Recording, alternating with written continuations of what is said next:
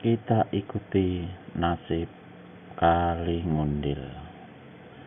Luka besar di bekas kutungan tangan kanannya itu membuat tenaganya semakin lama semakin mengendur. Kalau tadi dengan segala tenaga yang ada macam manusia dikejar setan, dia melarikan diri dari pekuburan Jatiwalu itu, maka kini jangankan lari, berjalan melangkah pun dia sudah tidak sanggup. Tubuhnya terhuyung-huyung, nafasnya megap-megap seperti mau sekarat.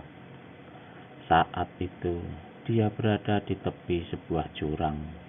Dalam larinya tadi, dia tak memperhatikan lagi kemana tujuannya, sehingga dimanapun dia berada saat itu adalah satu tempat yang jarang didatangi manusia. Sunyi senyap, mencekam, menegakkan bulu roma. Matanya yang berkunang-kunang, pemandangannya yang semakin mengelam, dan daya tenaga yang sudah habis sampai ke batasnya membuat tubuhnya tak ampun lagi jatuh terperosok ke dalam jurang. Ketika salah satu kakinya tersandung di bebatuan yang menonjol di tepi jurang.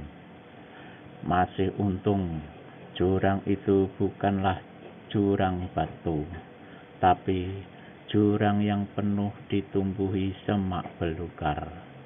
Tubuhnya menggelinding ke bawah, membentur semak belukar, mengait ranting-ranting pepohonan rendah. Sakit tubuhnya bukan main, apalagi bekas luka kutungan di tangan kanannya. Ketika dia terhampar di dasar jurang, dia tiada sadarkan diri lagi. Bila dia sadarkan diri, maka saat itu matahari sudah hampir tenggelam.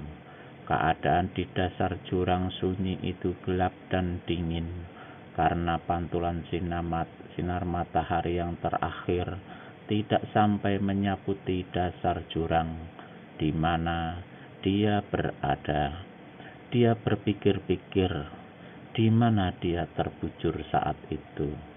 Kemudian denyutan rasa sakit yang amat sangat pada bahu kanannya yang buntung dan masih melelehkan darah itu membuat dia ingat segala sesuatu apa yang telah terjadi. Dia Kali Ngundil beberapa jam yang lalu telah bertempur melawan seorang pemuda sakti bernama Wiro Sableng. Dalam pertempuran itu, bukan saja dia terpaksa melarikan diri, tapi juga terpaksa kehilangan tangan kanannya karena telah dibetot puntung oleh lawannya. Dan mengingat ini, di antara rasa sakit yang tiada terkirakan, memerih pula rasa dendam kesumat yang amat sangat. Walau bagaimanapun, dia mesti dapat meneruskan hidupnya, meski cuma bertangan sebelah. Meski bagaimanapun, dia harus dapat membalaskan dendam kesumat akibat perbuatan pemuda Wiro Sableng yang telah membuat dia cacat seumur hidup itu. Ketika kedua matanya melihat bintang-bintang yang bermunculan di langit di atasnya, barulah disadarinya bahwa hari sudah menjadi malam. Kali Ngundil tahu bahwa semalam-malaman itu dia tak akan bisa terus terbujur di situ. Dipalingkannya kepalanya ke kanan. Hanya semak belukar dan pohon-pohon berdaun lebar yang dilihatnya dalam kegelapan. Kemudian dipalingkannya pula kepalanya ke samping kiri. Mula-mula juga hanya kegelapan yang dilihat lelaki itu. Namun samar-samar kemudian di antara semak belukar dalam kegelapan itu, matanya masih dapat melihat satu legukan batu di dasar jurang. Jaraknya dengan tempat dia terbujur saat itu kira-kira 10 tombak. Dan daripada terbujur di tempat terbuka begitu, Kali Ngundil berpikir lebih baik pindah ke tempat cegukan batu itu. Tapi dengan keadaan dan kekuatan badan seperti itu, tidak mudah bagi Kali Ngundil untuk berpindah tempat. Jangankan untuk berdiri, merangkak pun tidak bisa.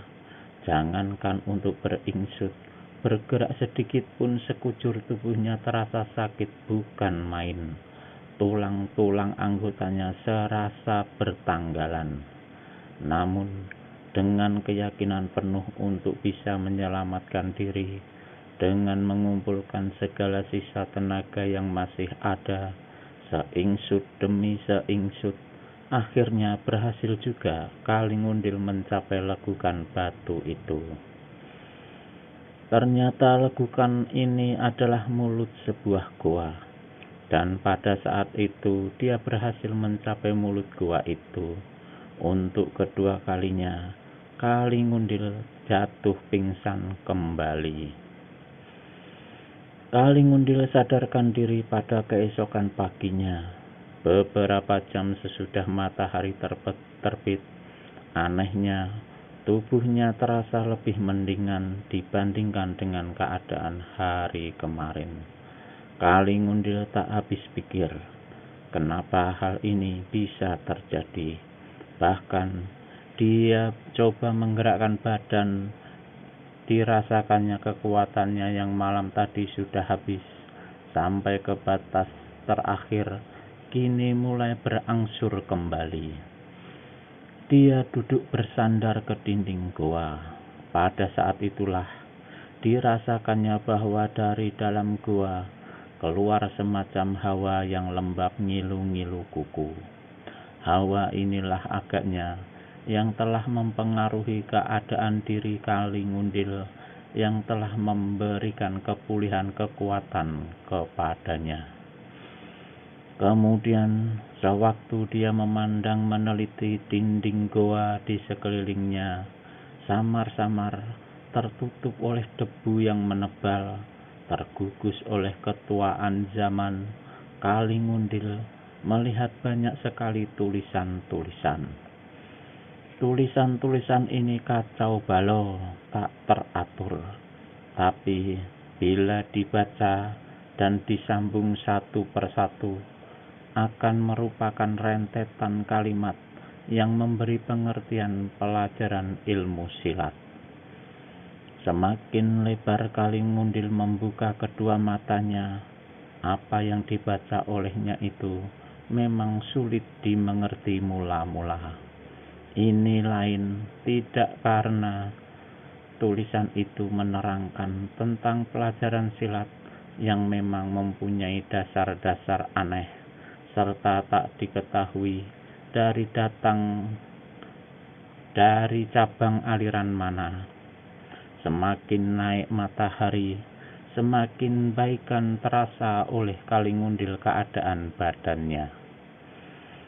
Dengan membungkuk-bungkuk dan tertatih-tatih, setelah habis dibacanya sekalian apa yang tertulis di bagian goa sebelah luar itu, maka Kali Ngundil memasuki goa lebih jauh. Semakin ke dalam, semakin terasa hawa lembab yang hangat-hangat ngilu kuku tadi. Menghirup udara itu, Kali Ngundil merasakan tubuhnya segar, dadanya lega, dan semakin ke dalam, semakin banyak dilihatnya Kali Ngundil tulisan-tulisan. Apa yang tertulis kini adalah mengenai pelajaran ilmu pedang yang aneh dan tak pernah didengar oleh Kali Ngundil sebelumnya. Tapi sayang, sebagian besar tulisan yang bersifat pelajaran itu sudah tidak kelihatan atau kabur, tak dapat dibaca lagi. Hawa hangat ngilu-ngilu kuku semakin santar terasa. Kali Ngundil terus juga masuk ke dalam gua itu, sampai akhirnya langkahnya terhenti pada satu pemandangan yang hampir tak dapat dipercayainya. Goa itu berakhir pada sebuah telaga kecil. Telaga ini lebih tepat disebut kolam karena tepinya dikelilingi oleh batu-batu. Air telaga berwarna biru gelap dan mengepulkan asap kebiruan. Asap inilah yang berhawa hangat-hangat ngilu kuku dan mempunyai kekuatan ajaib yang menyegarkan tubuh Kali Ngundil. Di tengah kolam itu terdapat sebuah batu licin yang juga berwarna biru, dan di atas batu ini terletak sebuah pedang yang telah buntung, yang panjangnya cuma 2 jengkal. Seperti air kolam dan batu licin, senjata ini juga berwarna dan memancarkan sinar biru. Mengapa pedang itu tinggal buntung sedemikian rupa? Karena kemana bagian yang lancip lainnya? Dan mengapa sampai benda itu berada di situ?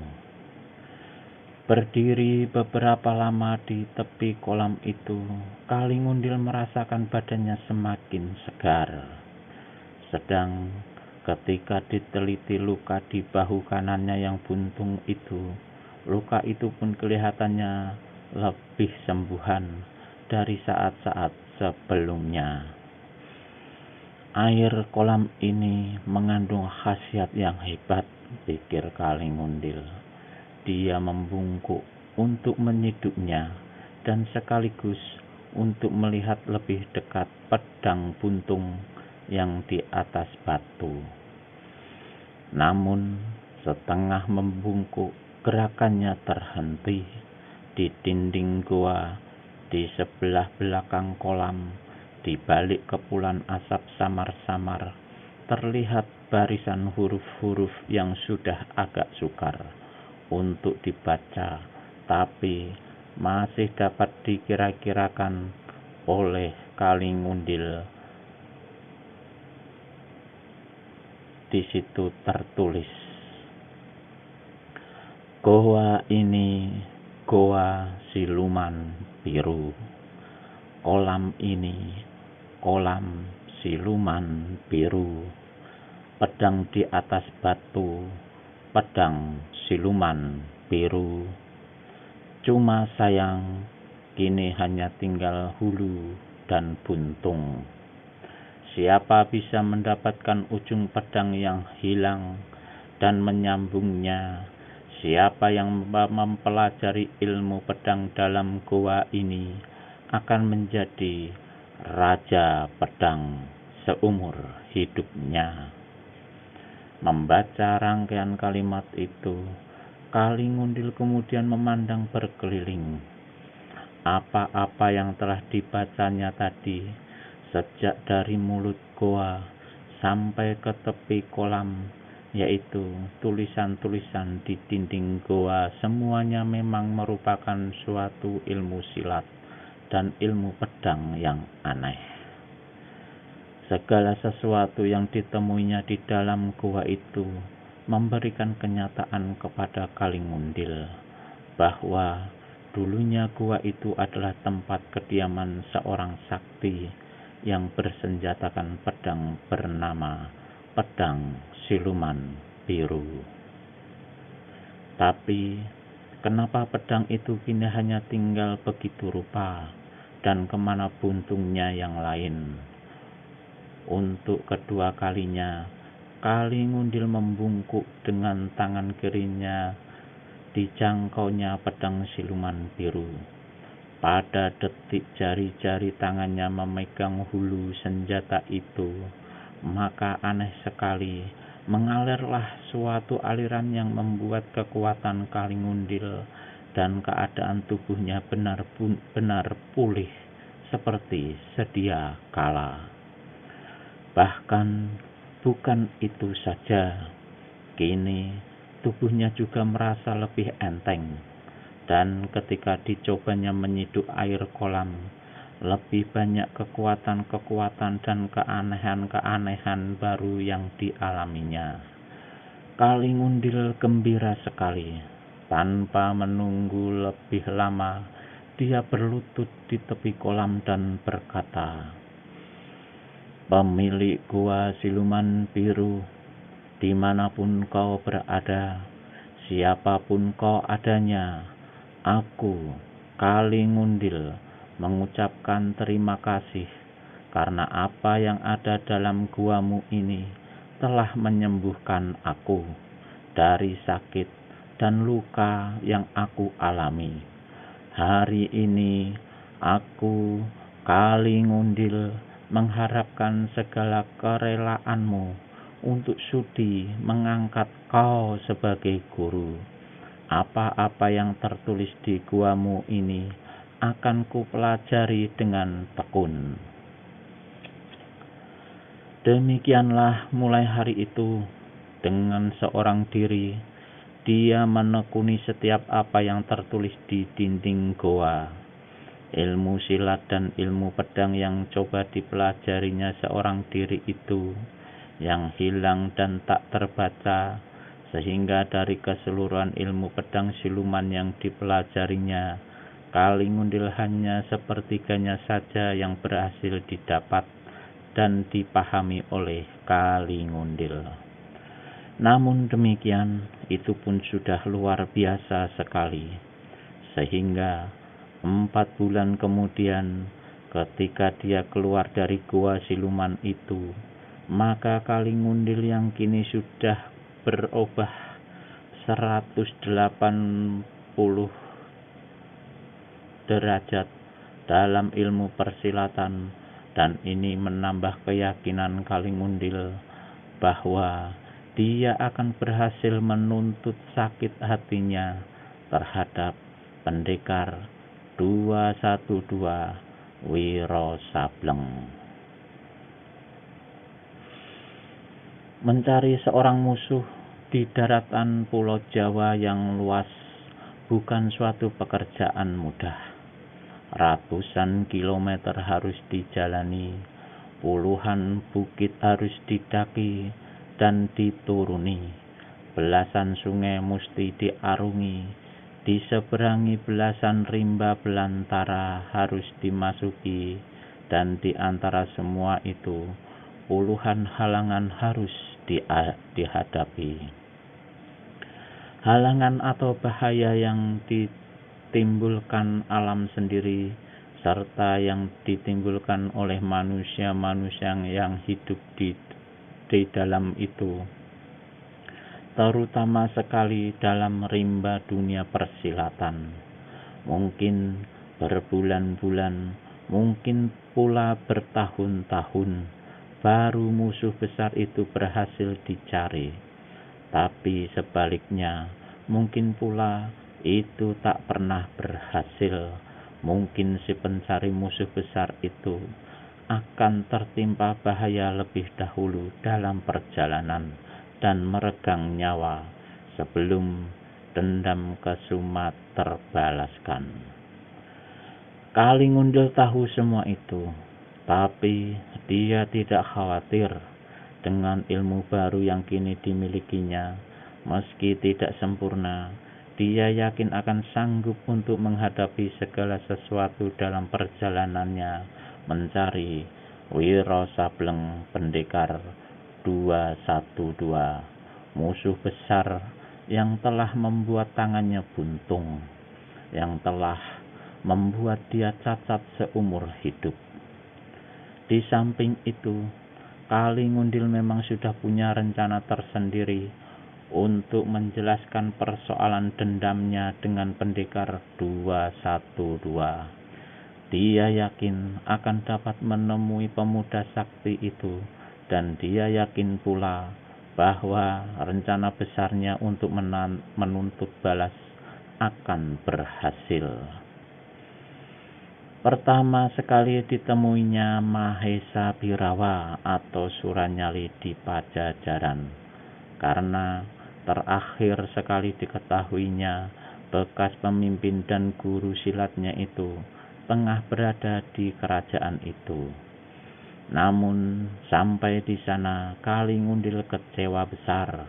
Bahkan juga dendam yang ada di dalam hatinya jadi tiada terkirakan, bahwa Mahesa Birawa telah menemui ajalnya mati di tangan Wiro Sableng sewaktu terjadi pemberontakan besar-besaran tempo hari. Dengan segala dendam kesumat yang semakin dalam berurat berakarnya itu, Kali Ngundil meninggalkan Pajajaran. Diseberanginya Sungai Kendang, diteruskannya perjalanan ke Bukit Siharu-Haru yang terletak tak berapa jauh dari kaki gunung. Pada masa itu, di puncak Bukit Siharu-Haru terdapat sebuah perguruan silat yang bernama Perguruan Teratai Putih. Perguruan ini baru 3 tahun berdiri, tapi sudah mendapat nama tenar di sepanjang daerah perbatasan Jawa Barat dan Jawa Timur. Bukan saja karena perguruan Teratai Putih ini didirikan untuk menolong kaum yang lemah dan menghancurkan golongan hitam, penimbul segala kebejatan dan malapetaka serta kemaksiatan, tapi juga adalah karena perguruan silat ini dipimpin oleh seorang tokoh yang sejak 10 tahun belakangan ini mendapat nama tenar dalam dunia persilatan. Tokoh ini ialah Wirasokananta, seorang tokoh silat yang berumur lebih dari setengah abad. Pada saat itu, Wirasokananta berada di puncak Gunung Galunggung dengan bertapa memperdalam ilmu batin dan mempersuci diri dari segala kekhilafan dan dosa-dosa yang pernah dibuatnya selama hidupnya. Pemimpin perguruan itu menyerahkannya pada murid tertua, terpandai, dan yang paling dipercayainya, yaitu Gagak Kumara. Perguruan Teratai Putih saat itu kelihatan diselimuti suasana ketenangan. Di dalam rumah besar, murid-murid perguruan yang berjumlah 8 orang, 6 laki-laki dan 2 perempuan, duduk bersila dengan khidmat, mendengarkan apa yang tengah dibacakan oleh Gagak Kumara, yaitu sebuah kitab yang ditulis oleh guru mereka mengenai sastra hidup, kerohanian, kebatinan, dan keduniaan. Suara Gagak Kumara terang dan jelas, sedap didengarnya, sehingga setiap nasihat dan pelajaran yang dibacakannya dapat segera dimengerti oleh saudara-saudara seperguruannya yang 7 orang itu. Dalam hidup ini, membaca Gagak Kumara, setiap manusia akan dan mesti melalui 3 tahap kehidupan. Pertama, saat atau di mana dia dilahirkan dari rahim ibunya ke atas dunia ini. Kedua, tahap selama umur kehidupannya di dunia. Dan ketiga, tahap dia meninggalkan dunia ini, kembali pada asalnya atau mati. Sampai di situ pembacaan Gagak Kumara, maka di luar rumah besar terdengar suara tertawa bergelak dan disusul dengan ucapan, "Tepat, tepat sekali, lahir, hidup, dan mati." Dibrojotkan ke dunia malang, melintang di dunia ini dan akhirnya mampus. Hahaha. Tentu saja suara yang lantang mengumandang berisi tenaga dalam yang tinggi dan yang bernada menghina ini mengejutkan semua anak murid perguruan Teratai Putih, termasuk Gagak Kumara sendiri. Semuanya sama memalingkan kepala ke pintu pada saat mana seorang laki-laki berpakaian lusuh, kotor, bermuka angker, dan tangan kanannya buntung berdiri di ambang pintu. "Saudara, kau siapa?" tanya Gagak Kumara sesudah meneliti sebentar diri tamu tak dikenal itu. Dia tetap duduk tenang di tempatnya dengan kitab masih terus di atas pangkuannya. "Tak perlu tanya dulu," menyahuti laki-laki di ambang pintu seraya menyeringai buruk. "Bicaraku belum habis." Beberapa orang di antara murid-murid perguruan Teratai Putih kelihatan menjadi penasaran dan menggeser tubuh mereka. Namun dengan memberi isyarat diam-diam, Gagak Kumara memberi bisikan agar jangan bertindak dulu.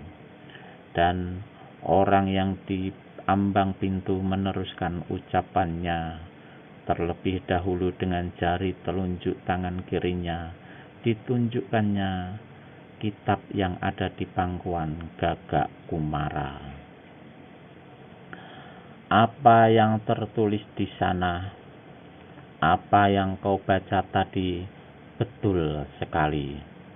Lahir, hidup, mati. Tapi apa kalian di sini tahu bahwa segala apa yang tertulis dan apa yang dibaca tadi itu hari ini akan kalian alami sendiri."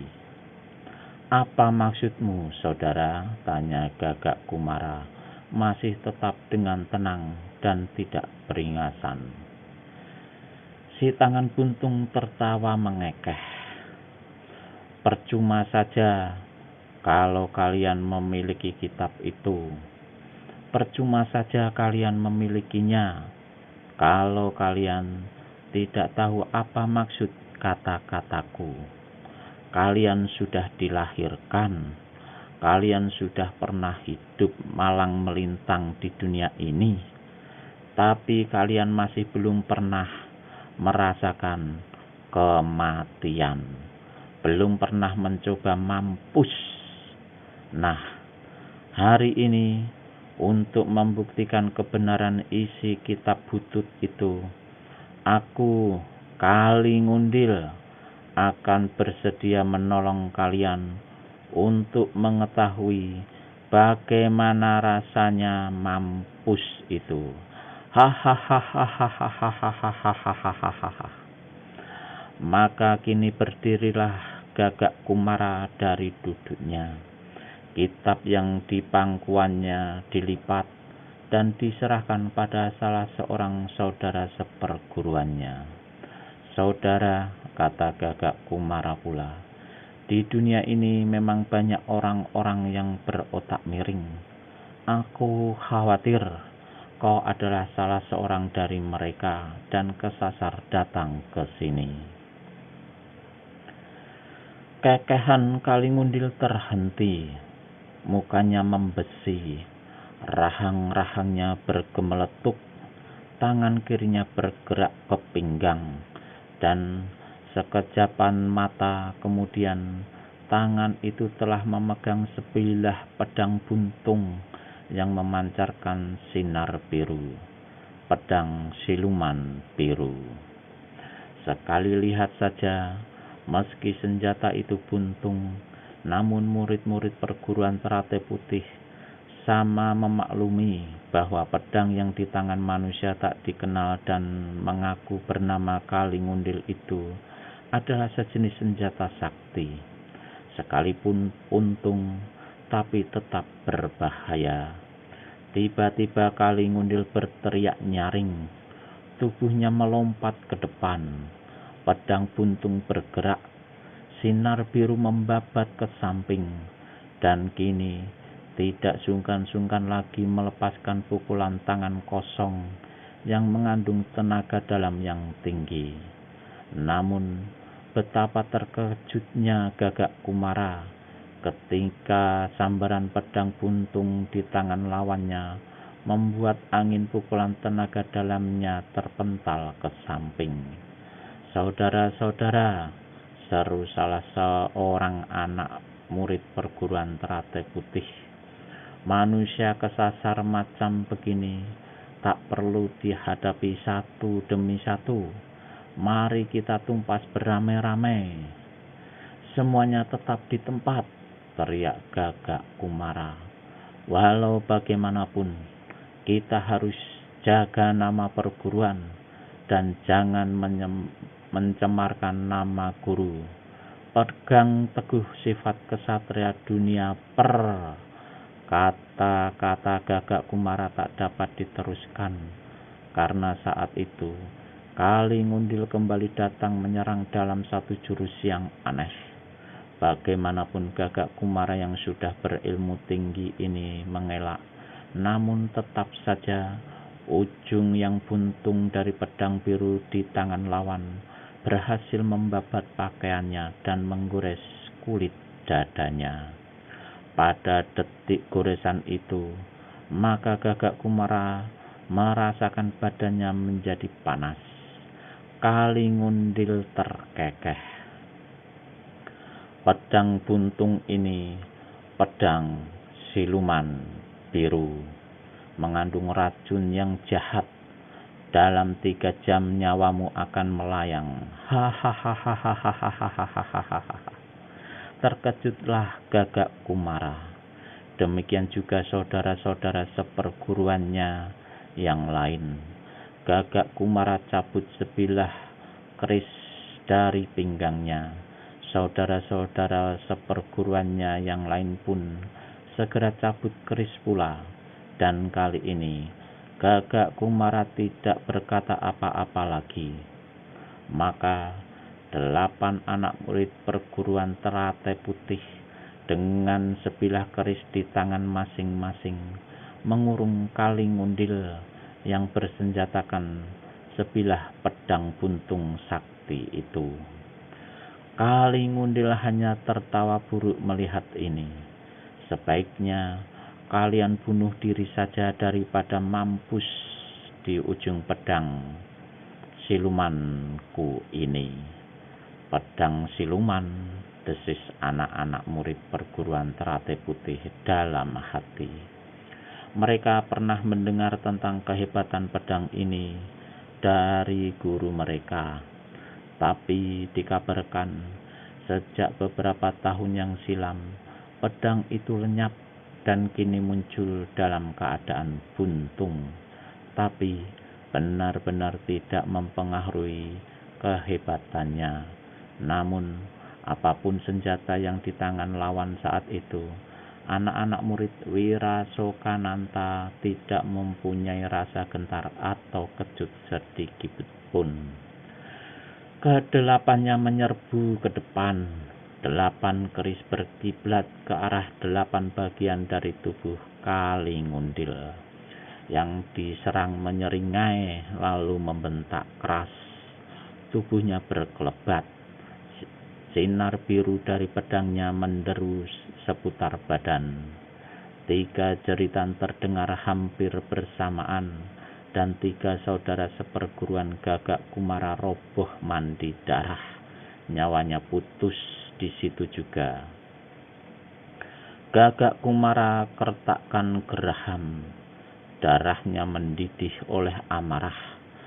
Namun goresan luka telah membuat tubuhnya menjadi kehilangan tenaga. Dikerahkannya seluruh tenaga dalam yang ada di tubuhnya. Dan mengamuklah Gagak Kumara dengan segala kehebatannya. Namun permainan pedang lawan benar-benar hebat, sulit dan sukar diduga jurus-jurusnya. satu jurus di muka. Dua orang saudara seperguruannya lagi roboh tanpa nyawa. Melihat ini, Gagak Kumara segera berseru pada dua orang saudara seperguruannya yang perempuan. Wurnimulan, Nyi Ratih, kalian segeralah tinggalkan tempat ini.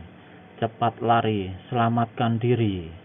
Tapi kedua gadis itu, meski betina, adalah betina yang berhati jantan.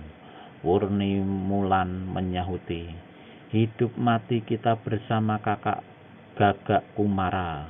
Gadis ini berkelebat cepat dan kirimkan satu tusukan cepat ke leher lawan. Kalingundil tertawa. Dielakkannya tusukan keris itu dengan miringkan badan, dan di saat itu pula kaki kirinya bergerak. Bluk! Saudara seperguruan Gagak Kumara, laki-laki yang terakhir, terpelanting ke dinding. Tulang dadanya melesak ke dalam, dihantam tendangan Kalingundil. Jantung dan paru-parunya pecah, nyawanya lepas. Gagak Kumara sendiri saat itu sudah kehabisan tenaga.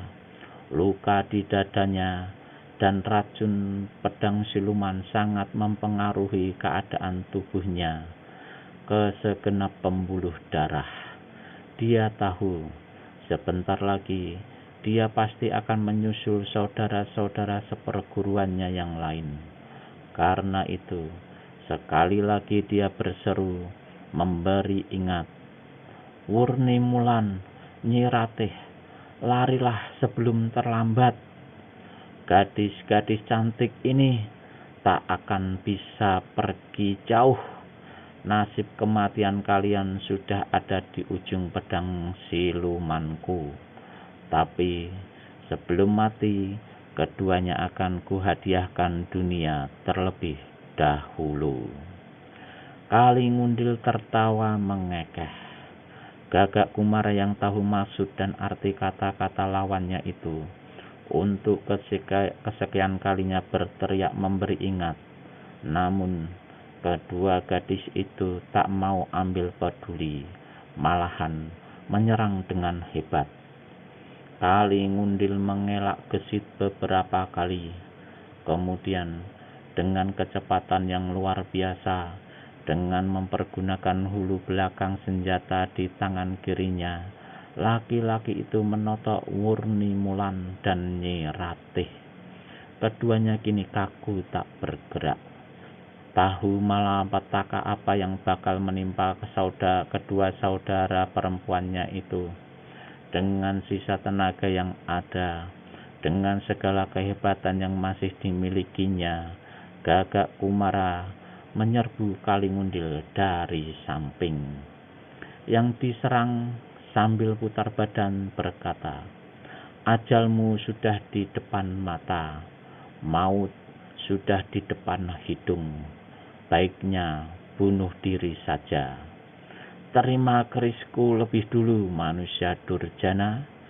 Kami tidak ada permusuhan dengan kau. Kenapa kekejamanmu lewat takaran macam begini? Ah, sudahlah. Biar mulutmu kututup saja saat ini, kata Kalingundil pula. Pedang siluman biru membabat ke perut Gagak Kumara. Dielakkannya dengan melompat oleh murid Wirasokananta itu. Namun begitu melompat, senjata lawan kembali memburu lebih cepat. Kini menderu ke muka Gagak Kumara. Tak sanggup lagi dikelit oleh laki-laki ini. Usaha terakhir yang dilakukan Gagak Kumara untuk menyelamatkan dirinya ialah melintangkan keris di mukanya. Pedang siluman biru buntung terus membabat senjata, masing-masing beradu keras. Bunga api memercik dan keris Gagak Kumara patah dua.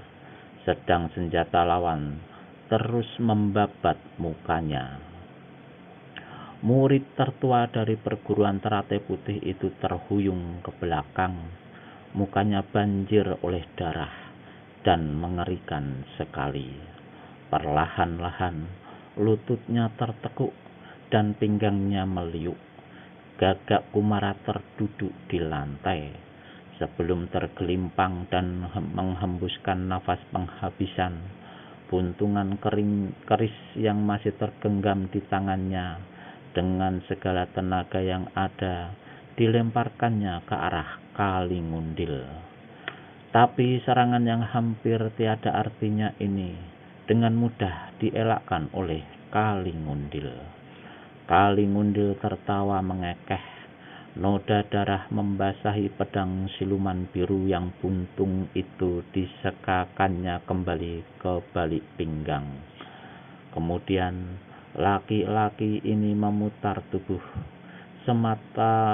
Sepasang matanya kini berkilat-kilat memandangi tubuh dan paras Wurnimulan serta Nyi Ratih yang saat itu berdiri kaku tak berdaya karena ditotok tadi.